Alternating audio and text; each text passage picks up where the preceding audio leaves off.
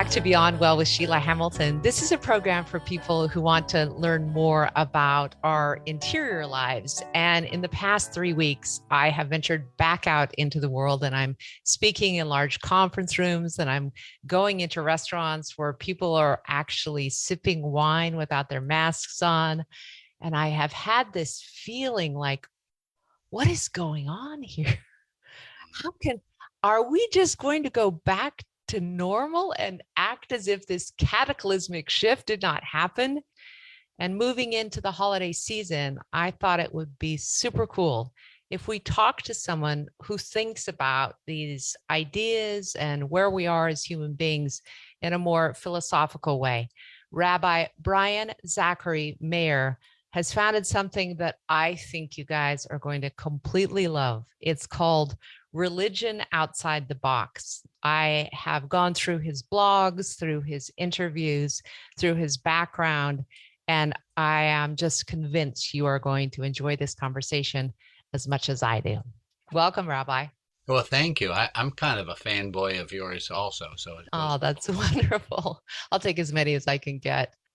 I just have to start with my entire high school and college. I think my favorite poet was Hafez, and you ended up getting a reply from Hafez about a fundamental question you asked him. Talk to me about that. Well, I was with a friend, and we have my partner and her partner, neither of them care for this little game that we play. And we were out to dinner, and we put the yellow Daniel Ladinsky version of Hafez in between us, and when there's a lull in conversation, we pick up the book and we read a poem to each other. And I don't know why I hadn't told her, but I told her, I once wrote Hafez a letter, and she was intrigued, and I told her what I had written to him. And he's a Sufi mystic, and he has this love affair with God that it's not even they're best buddies. Like he and God laugh and chuckle together. And I wrote Hafez this note. Could you please tell me a secret? Like, how do you do that? Because I'd like some of that too. Mm-hmm. And Hafez wrote just blah, ha, ha, ha, ha, ha, ha, ha. Like, you already know I have no secrets. And it was just this beautiful moment of realizing, oh yeah, we all have all of that inside us. And then you point to his poem where he talks about a truce. One of the things that Hafez has written that actually brought me to my knees. I thought it was so beautiful. He said, would you consider having a long-lasting truth with God, with the universe, with reality? Yeah. It's just quite a concept. What you've done with Religion Outside the Box, and forgive me if I mischaracterize it, but I think that you're asking people to have a truce with God. I think you're asking people to come into an organization or a group with like-minded people who might have been disappointed by their religion or hurt by their religion or even abused by their religion, and said, let's make a truce with God. Right. And let's come to the table without harboring resentment. That's a hard assumption to make, Sheila, and you know it, to assume that the universe might have made some really bad mistakes. Yeah. And really screwed some things up. I mean, there's a reason that we love, there's a newspaper article when someone forgives a murderer. Yeah. Because that's a heroic thing to do. And to forgive the universe for the death of a loved one, mm-hmm. and be willing to come back and have a truce, that's a holy act. Mm.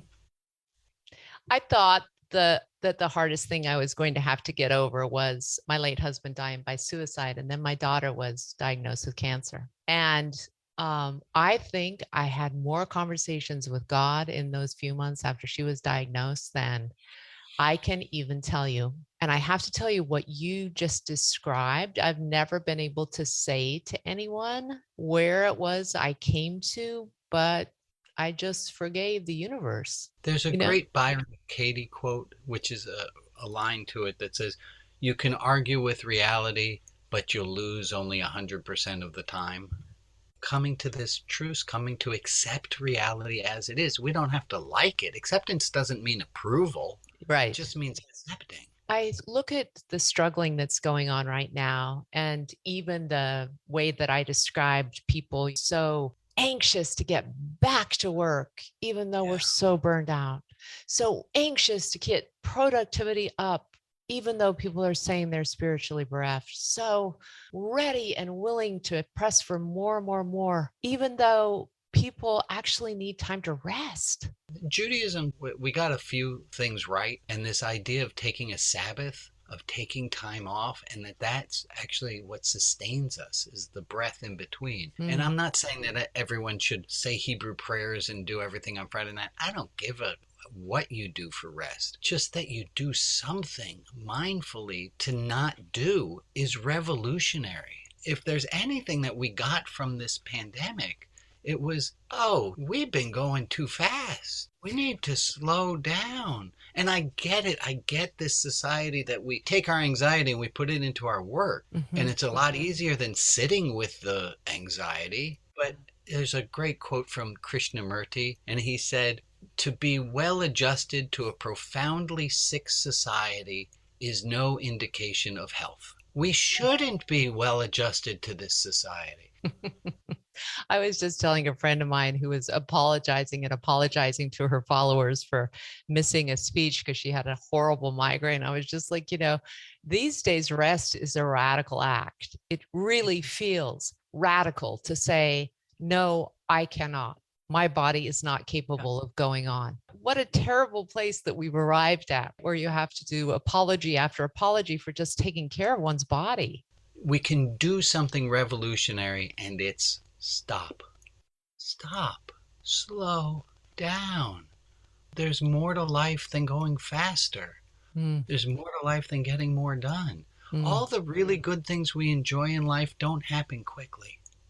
I want to talk to you about your background, because you spend all this time in New York City and then LA. And I am curious because now you're in Oregon, and it feels to me like that must have been in some ways just a geographical earthquake every time you moved. It's so completely different in every part of those pieces. So how did that inform your decision to move into this religion outside the box?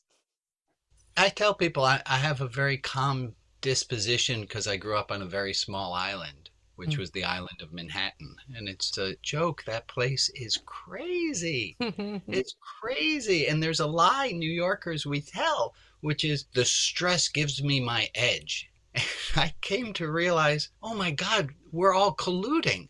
I mean, we can all lie to ourselves and say stress is good for us. No, it's not. And so I got out of New York. I got to Los Angeles, but the culture there was a little too toxic for me.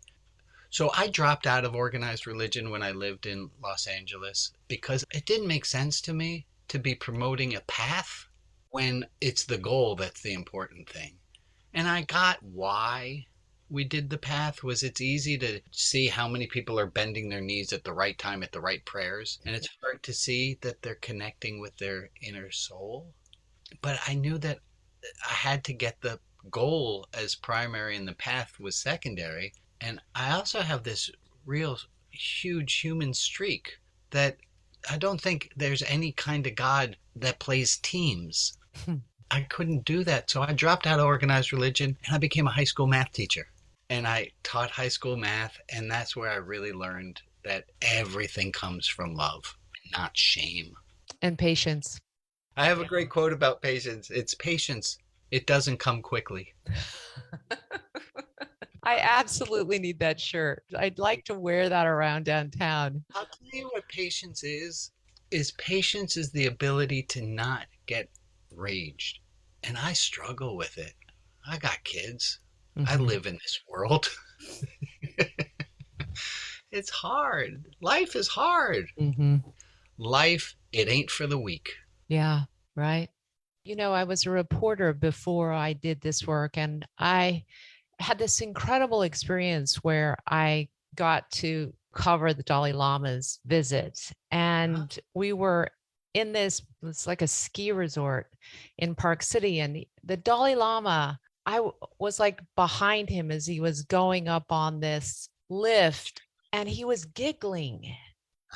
He was giggling to the guy next to him. He was having Yeah. the best time. And somebody said to him, how is it not to suffer or to feel impatience or to have anger or to have that experience of just despising your fellow man? And he said, oh, I have all those things. Yeah. Of course I have all those things. And I think honestly, Rabbi, one of the most humbling things to learn is that even people like yourself who have studied so much still have all of those human Of course. experiences. Of course, we're all human. But is it And more transitory? Are you just more accepting of all of it because you don't suffer as much because you do have it? I used to pretend that I didn't. Yeah. And my wife said about that version of me, she said it was like being married to a statue of the Buddha. It wasn't real. I never got angry. I was so scared of my anger until I was about 30, and I, for the first time, got angry. Aristotle has this great quote about anger. He said, anyone can be angry, but to be angry at the right person, at the right time, in the right amount, that is not easy, nor is it something everyone can do. And I have made it a life goal. Can I get angry at the right person, at the right time? And those two are already almost impossible. In the right amount and for the right reason. Mm. And Because sometimes anger is so great at just like telling us isn't it? exactly what we want to know. And it's cathartic and it's fun. Yeah. But we also have to be able to be angry. Don't like there are certain religious groups that pretend like everything's fine all the time. Mm-hmm. It's like y'all are repressing some deep dark. You scare me. Yeah. I love the idea of anger as delicious. I'm going to add a piece to it. Part of that delicious is realizing why you like being angry so much. Because you feel big, because it feels cathartic, because it's fun to scare the out of people. And once you can realize that, then you can let go of them. Yeah. But if you don't realize that there's joy in being a dick,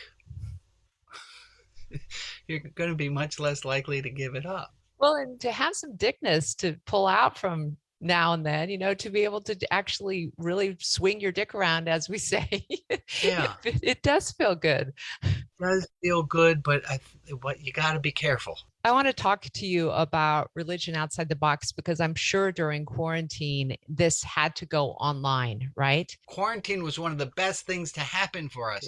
The biggest stumbling block I had was people were, what's Zoom?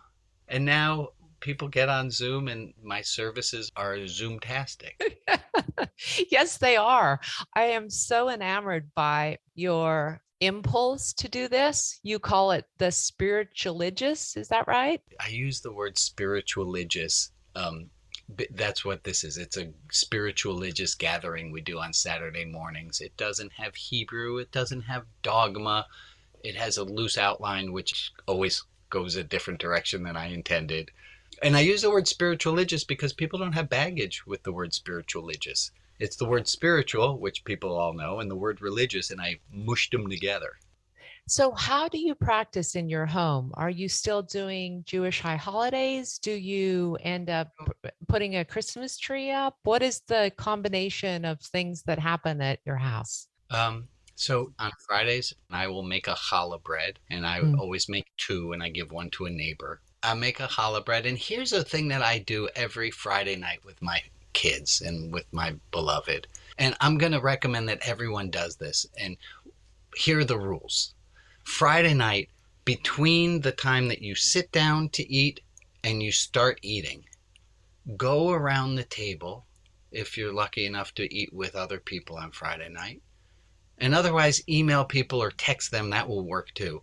But tell all the people who you are dining with or thinking about at that time 3 things you like about them. Oh, how beautiful. I'm going to do it right now. First thing I like about you is you are brave. You are brave to have left your own tradition and to have asked questions. That's a brave thing. Another thing I like about you is you're wicked smart. And how I know that is the smartest people are the people who learn from other people. And you're always learning. You're always learning and opening yourself up. And a third thing I like about you is that you're willing. You're willing to go where other people aren't going. You're willing to talk about, put your own life out there for other people to see and for Mm. them to learn from. And that's a really brave act. I so appreciate that. Just even that pause and that kind of different reflection is Yeah. so, it's so bizarrely different from the course of what we normally do and hear and think. Yeah. It kind of stop. It's like a spiritual thing to hear someone reflect you in a way that's really deep and meaningful. And we get confused. All of us get confused that we are our accomplishments, we are our possessions, and we forget that one of the biggest things we are is in relation to others. Mm. Everyone who's listening, you now have homework. You don't have to do it. I have absolutely no authority over you whatsoever. But try it and see if it doesn't change the feeling of your dinner and give you a chance to pause. So, how many times are people getting together in your organization? Is it a weekly thing? So if you go to rotb.org, religionoutside-the-box.org. So Monday, 40 out of 52 weeks a year, and that's a grueling schedule, but I do it. I send out a newsletter, and that's like the one you read about Hafez. And that's always got some spiritual religious goodness. So we gather as a community that way, although it's kind of one-sided. Saturday mornings, I run a Saturday service, which is ridiculously open to everyone who wants to log in and join the group. It's cool. And then Tuesday, I have open office hours, and we have our own online clubhouse where people post things, and it's like our own private Facebook. And I think that's another thing that we've all learned in the pandemic is you can have really, really real friends who you've never met. Hmm. Oh, yeah, I have And, so many. and you can really connect with people.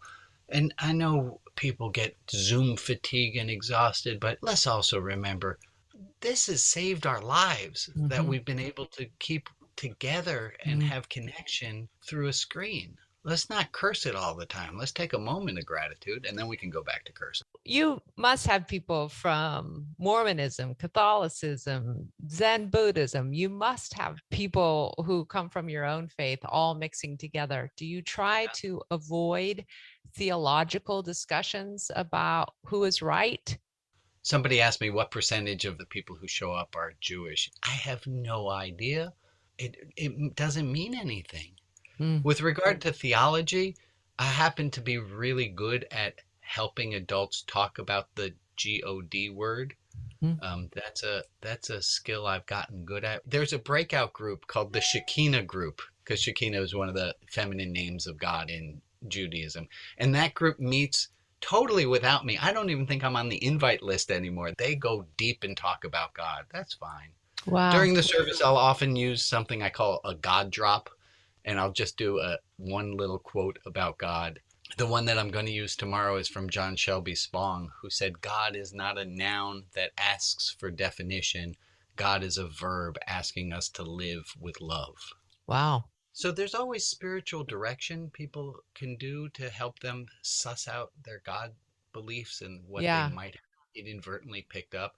Because I do think, Brian, and I don't know, tell me if you're wrong. I do think part of the reason young people in particular are so lost is just I'm seeing the lack of cohesion around a spiritual identity, the lack of belief system coincide with the addiction to our screens and the feeling of isolation and the self-reported increase in loneliness and depression and anxiety. And it's interesting to me, and I'd love to hear your thoughts about this. How do we replace what people might have found harmful about religion with something that can actually be beneficial and community giving to them? I don't have that answer. I think that you've named my entire quest to help people find community without the constraints of here's one of the basic problems is that if you have a group and your group's identity is by we are not them Mm. and you claim that your group is about love, Mhm. you're at cross purposes. Mm. You can't be about love and exclude at the same time. Hallelujah. Yeah. That's like quotable. So many of the things that you've said, I would just like to completely pull out. all on one big t-shirt. Yeah. Well, it'd have to be major huge. Well, I don't have that big a body to be able to help. I want to feed you some cake, by the way. You look like a really slight person yourself. I'm working on a really fat beard to make up for it. For me, around that body acceptance piece, it's been fascinating because, my dad was 6'4" and 175 pounds, and his nickname was Bones. And my brothers and sisters all look exactly like me. And the culture shifted from like a person who is thin being an ideal to a person who's very curvy and athletic. And I had to go through a real thing of like, oh, I am not going to be accepted. I am not going to be anywhere close to the ideal. And body shaming comes in both ways. Body shaming for people who believe that someone's frame is too big or someone's Right, frame is right. too small. The whole problem is that as long as we're trying to be other than who we are, That's right. we're screwed. That's right. I'd love to have like a whole episode on this because I feel really strongly about it that until we actually have true body acceptance, which is every type of body, even those who are disabled, that we are not going to really have body acceptance. Sheila, the same goes with if we can't do it with our bodies, how are we going to do it with our brains? Yeah, I mean, I think that we're getting to that point with a lot of people, especially younger people, the way that they view their neurodivergence and the way that they Oh, it's show up in the huge. workplace and just say, I am this kind of It's person me. who needs to work this way. It's super cool. But boy, we're going to have a whole generation go to their graves having never really accepted the difference in the way their brain works. I do have hope in the kids. I have a boy who just started high school, and a few years ago, one of his friends had transitioned genders, and I had asked my boy about it. My boy says, like, nobody cares, Dad. Mm-hmm. And I said, well, back in my day, I said, I'm really proud of what you guys are able to do. And he said, Dad, I don't think we should get credit for not being dicks. Wow, what a great line. Oh my, Oh. he should speak. We don't get credit for not being dicks, but you and I were raised in a time where you shamed you. That's how we kept people in line. That's right. Here's a quote I made up about theology. I dropped this one a few weeks ago. I said, with regard to the question, do you believe in God? I don't care about the answer. But Mm, with regard to the answer the last five people would give me as to, were you kind? mm. About that, I truly care. Wow. Here's how to do it. The next five people with whom you interact, be as kind as you can. Not to say to be a doormat to let people walk over you. Sometimes it's kind to set a boundary. Yeah. So the next five people with whom you interact, be kind. And then I know how this game goes because I'm pretty clever, is once you've done it with those five people, there's another five people. Hmm. What we commonly refer to as holiday spirit is actually when you feel that effective kindness is holiday spirit. So if you're looking for it, do your damn exercise. If you can find an accountability buddy, find someone, and at the end of the day, text with one friend and say, here's one thing I witnessed in the world that was kind. And if you know that at bedtime you're going to be sending someone a note of one witnessed kindness, it's going to force you during the day to look for that kindness. Mm, And that's going to move your eye away from looking for the other things and keeping your eye looking towards, did I witness a kindness today? You have to have because you're alive. But just noticing it and bringing it to the forefront of our conscious. I will also just say that I do believe that if you have had a pretty rough time, if you've been able to suffer, if you've been able to actually feel what it feels like to be cracked open by life, I feel like the beauty's just omnipresent then. It's like it comes up in HD. We forget from time to time. I can't believe how quickly this time went. I feel like we just started. One of the qualities of a mystical experience is mystical experiences have a different sense of time. Even when they're really, really slow, just notice when time's going at different speeds. And if you frame it that that's a mystical experience, it's kind of cool. Rabbi, I just want you to tell people once again how they can find religion outside the box. And just please make sure that you'll come back and join us when Dr. Jim Polo is here, because he is so, so excited to meet you. I want to talk with him too. Go to rotb.org. You can find me there. I got to go get busy on that t-shirt. It's going to take me forever. Rabbi Brian Zachary Mayer, thank you again so much. Wow, what an extraordinary conversation.